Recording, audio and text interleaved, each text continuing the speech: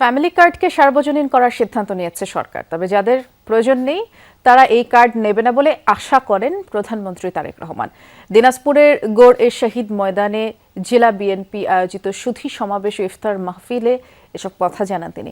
বিকেলে গৌড়-এ শাহী ময়দানে প্রথমে সমাজসেবা অধিদপ্তর কর্তৃক ভিক্ষাবৃত্তিতে নিয়োজিত জনগোষ্ঠীর পুনর্বাসন ও বিকল্প কর্মসংস্থান কর্মসূচির আওতায় ব্ল্যাক বেঙ্গল ছাগল বিতরণ করেন প্রধানমন্ত্রী তারেক রহমান। পরে সুধী সমাবেশে যোগ দিয়ে তিনি বলেন, বিগত বছরগুলোতে মানুষের প্রত্যাশা অনুযায়ী উন্নয়ন কর্মকাণ্ড হয়নি। যে কাজ 17 বছরে হয়নি তা 1-1.5 মাসে করা সম্ভব নয়।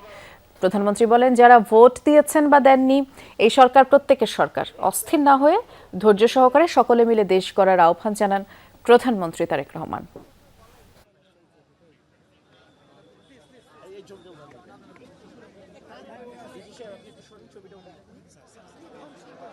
জনসংখ্যার অর্ধেক হচ্ছে নারী। এই নারীদেরকে যদি আমরা পেছনে ফেলে রাখি, পুরুষদের পাশাপাশি যদি নারীদেরকে আমরা স্বাবলম্বী করে গড়ে তুলতে না পারি, তাহলে এত বড় দেশ, 20 কোটি মানুষের দেশ আমাদের, 20 কোটি মানুষের এই দেশ মানে বিশাল বড় একটি দেশ। এই দেশকে আমরা সামনে এগিয়ে নিয়ে যেতে পারবো না, আমরা যত কথা বলি, যত পরিকল্পনাই করি না কেন।